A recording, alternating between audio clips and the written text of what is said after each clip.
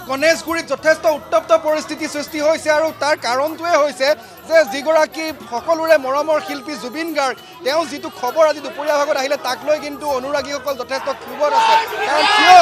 জুবিন গাৰ্গৰ লগত আছিলে সেই ঘটনাটো কিয় হ'ব পালে তাক লৈ যথেষ্ট প্ৰশ্ন এই মুহূৰ্তত অনুৰাগীসকলৰ মনত আহিছে বিশেষকৈ শ্যাম কানু মহন্তৰ ওপৰত প্ৰশ্ন উদয় হৈছে সকলোৱে প্ৰশ্ন কৰিছে শ্যাম কানু মহন্তক অসুস্থ জুবিন গাৰ্গক কিয় আচলতে তেনেকুৱা ব্যৱহাৰ কৰা হ'ল বা তেনেকৈ এৰি দিয়া হ'ল সেয়া এই মুহূৰ্তত ডাঙৰ প্ৰশ্ন অনুৰাগীসকলৰ পৰিৱেশটো দেখুৱাই লৈছোঁ এই মুহূৰ্তত সতীৰ্থ মোৰ সৈতে ভিডিঅ' জাৰ্নেলিষ্ট দিগং ব্ৰহ্ম আছে তেওঁ পৰিৱেশটো দেখুৱাইছে সকলোৱে এটাই কথা শ্যাম কানু মহন্তৰ ওপৰত তেওঁলোকে কথা কৈছে মই কিছু কথা জানিবলৈ যত্ন কৰিম চাওক একটো জুবিন গাৰ্গ অসুস্থ আছিলে 2 নম্বৰতে তেওঁ বাহিৰত অনুষ্ঠান কৰিব গৈছে 3 নম্বৰতে তেওঁক সাগৰত সেই তেনেকৈ এৰি দিয়া হৈছিলে শ্যাম কানু মহন্তৰ ওপৰত প্ৰশ্ন উঠিছে মানুহে এটা কথা সুধি আছে যে জুবিন গাৰ্গ যে অসুস্থ আছিলে যে নেমকেয়াৰ হস্পিটেলৰ পৰা ক্লিয়াৰিফিকেশ্যন লৈছিলে নাই যে এজন মানুহ যে যাব ছিংগাপুৰলৈ তেখেত ফ্লাইটত যাব পাৰে নোৱাৰে তাত তেওঁৰ কি মেডিকেল কিবা কিবি ল'ব সেইবোৰ বস্তু আছিল নাই তাৰ কথা সুধিয়ে আমাৰ মানুহখিনিয়ে হুলস্থুল কৰি আছে যিমানখিনি মানুহে কৰি আছে তেওঁলোকৰ এটাই প্ৰশ্ন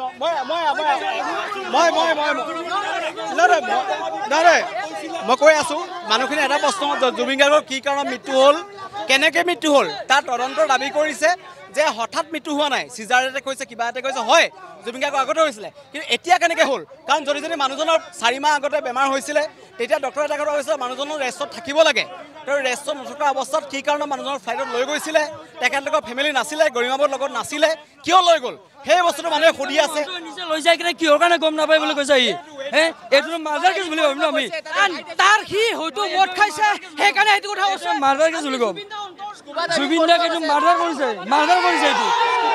শ্যাম কানু মহন্তই কিহৰ কাৰণে নাজানে শ্যাম কানু মহন্তই কিহৰ কাৰণে নাজানে বুলি কৈছে শ্যাম কানু মহন্তই নিছে কিহৰ কাৰণে নাজানে এইটো মাৰ্ডাৰ কেছ বুলি আমি ক'ম এতিয়া আমি ৰাইজে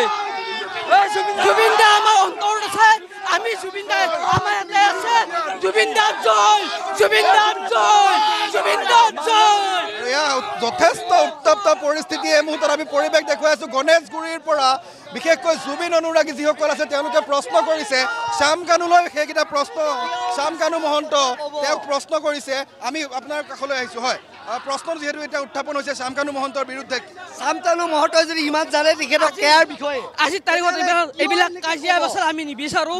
যিহেতু আমাৰ জুবিন দা আমাৰ নিজৰ অন্তৰত থকা মানুহ সেইকেইটা কাজিয়া পেচাল আমি নিবিচাৰোঁ কালি সি ক্ষমা খুজিব লাগিব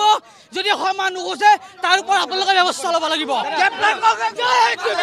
কাজিয়া লগত আমাক কাজিয়া লাগিছে কাজিয়া লগত গ্ৰেপ্তাৰ কৰক দাদা এটা কথা হৈছে এতিয়া মানুহে ভাবিছে মানুহটোক মানুহ এজনে খেদিছে কাৰণে কাজিয়া হৈছে বুলি হৈছে কিন্তু কাজিয়া হোৱা নহয় মানে ধৰক আমি আলোচনা কৰি আছিলোঁ জুবিন দা তাত গৈছে শ্যাম কানু মহন্তৰ ওপৰত কিবা এটা বিচাৰ হ'ব লাগে তাত কি হৈছে আমি অসমৰ মানুহে গম পাব লাগে তেনেকুৱাতে এগৰাকী মানুহে আহি পেলাই কৈছে কি জানেনে যে জুবিন দা যদি বেমাৰী মানুহ আছিলে তো ফ্লাইটত উঠি তাত উঠি কিয় যাব লাগে তেখেতে কিয় কোনে পাৰ্মিশ্যন দিলে এইবোৰ কথা আমাক কোৱা যুক্তি নাই আজি জুবিন দা মৰিছে